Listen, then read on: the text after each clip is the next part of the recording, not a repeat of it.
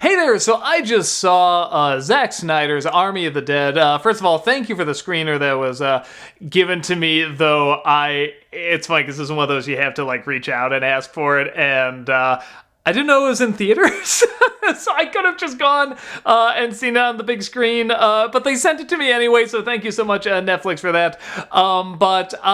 Yes, this is the highly built-up Zack Snyder. I feel like anything he's going to do now is going to be built up after the Snyder Cut, the highly built-up Zack Snyder zombie movie that is not a sequel to Dawn of the Dead. That's very important to know. Which also helps because I have not seen it. I hear it's good, and I really want to see it, but I did not have time, so I cannot compare it to the original, but, so I went to this totally blind, except for the runtime, which does make me very thankful I saw it at home, because it's like 2.5 hours, because of course it is. But again, to Snyder's credit, it does not feel quite that long. I say it feels 2 hours long. It's not like it's a breeze, but it does not necessarily feel the entire run length. So before I say what I think of this real fast, because I know this is an important thing, you have to know what I think of zombie movies. Am I like a zombie movie expert? Do I love them? Do I hate them? I like them, I don't love them. So it's important to know going into this, because I know there are people that are just die hard for like the rules of zombie movies and what kind of zombies there should be and all that stuff. So just know I like zombie movies fine. I don't love them. But they're fine. But with that said, I do know some of like what people do like and some of the rules and cliches, like the cliches they want to see come back in zombie movies. Like I am aware of that going in. With that said, this is a perfectly serviceable zombie flick. And again, this is someone that does not love zombie movies, so I'm glad there was still some new stuff in it, some funny stuff in it, but it wasn't straight up satire. It was still trying to be a legit zombie movie, I think is what fans are looking for. A lot of the makeup effects and blood effects are very good in this. There's clearly going to be some CG, but they really tried to have some practical stuff in there as well, and a lot of cool makeup stuff. I was also getting into sort of, I think this is where people are going to kind of split too, the different types of zombies that there are. And there's not a ton. And I'm usually one of those people where I'm like, no, unless you're going to go for full comedy, like, not Shaun of the Dead, though, that is very funny, Zombieland, where it's like, okay, you have the runner, you have the Homer, you have this, that's fine, that's for comedy. But I'm usually like, nah, there should really be one type of zombie. They do a variety in this, or at least two kinds, but the reason's very smart. It's something where I'm like, all right, I can kind of see that. Because the setup of this film is that you see how it happens, which I like zombie films where you see how it happens, and it pretty much starts with just one. There's one zombie that, has this condition. You don't know where he comes from, but, he is set free, and, of course, set free near Vegas.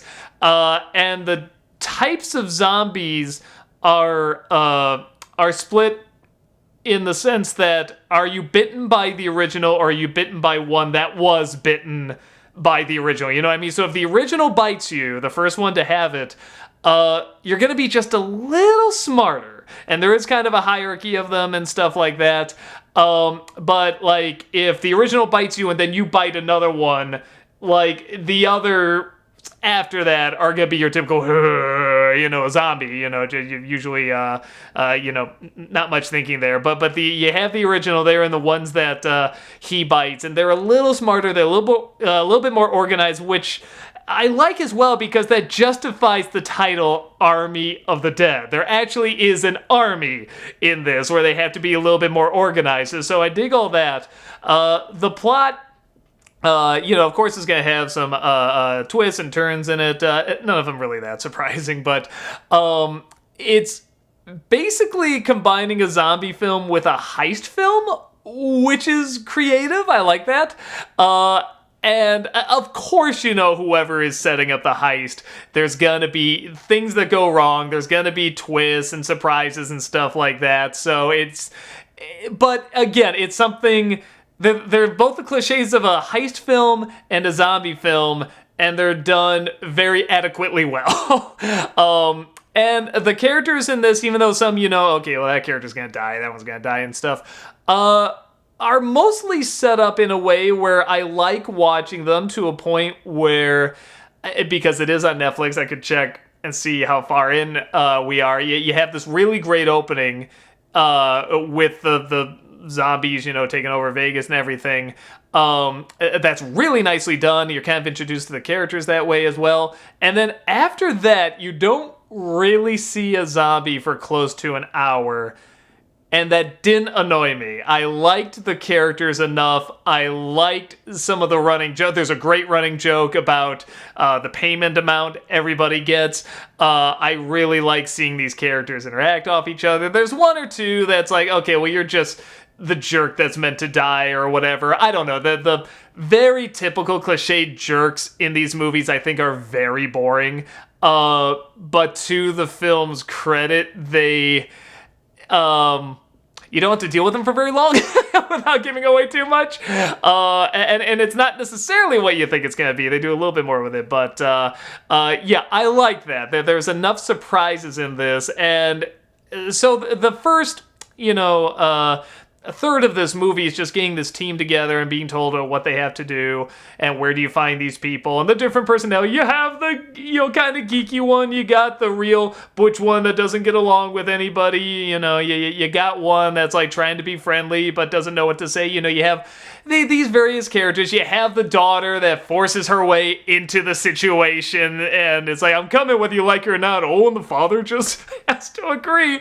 But those are kind of cliches that are fun and still done in a way where it's not winking too much at you. I think a lot of people like films like this that are taking itself seriously, but I feel like an audience can watch it and a person can watch it and laugh, or another person can watch it just be totally into it, like totally, oh my god, what's gonna happen, this is so serious. Kind of like Pacific Rim, where that film would not be as much fun if it winked more at the camera, even though we know what it's doing. We know it's doing a lot of these action cliches and mecha cliches and giant monster cliches and stuff like that. So it has that vibe.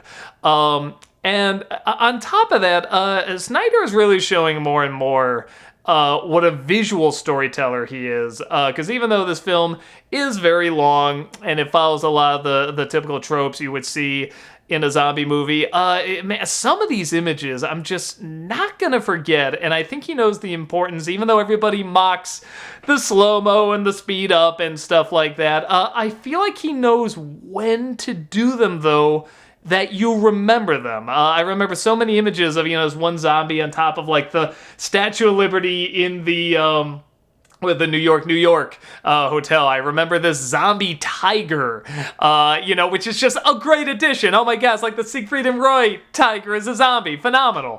I remember the way these zombies move, sort of this, like almost like this king and queen zombie, like the originals that were bitten, and the way they move and the piercing eyes. I remember in the opening, the whole opening credit sequence is just like, I don't know, that alone is kind of like just worth the price of admission. It's just really beautifully shot, and the music, just the imagery from that was amazing. And I think the setup of the characters, there's this really bizarre choice, but I think it's really effective, where the main characters are holding like a picture of their family, but it's outside and it's against one of those fake backdrops like that you use when taking a picture, sort of those gray ones with like, bits of white in them, or, these kind of ones that you see in like school pictures, and they're standing in front of them, and it's like, that's such a weird choice, but like for me that bizarrely works, because it is kind of in its own world, and you feel like, all right, this is like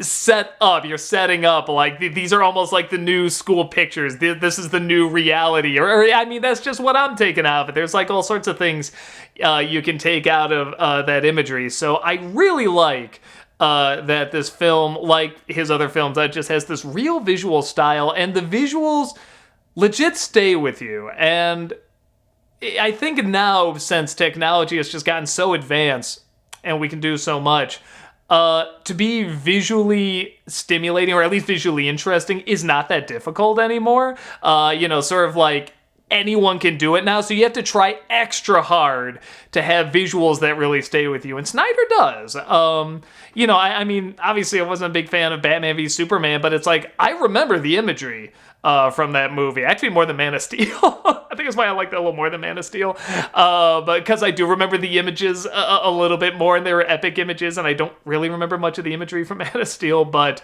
I think this one really, really captures the imagery you want to see in a zombie film. It captures the characters you want to see in a zombie film. You like them enough. There's enough surprises. It follows just enough of the tropes and the cliches that you want to see in this. But do keep in mind, it is a very long film. There's enough new elements that kept me interested, but if you're looking for really deep characters, or really like, whoa, this film is doing something no other zombie film has ever done, or taking it to a new level, it's not that. It is doing the usual that you see in a zombie film, with one or two little tweaks that are fun, that you'll remember, that are dramatic when they need to be dramatic, but not like, heartbreaking or anything like that. Though there's one or two deaths in this that did catch me by surprise.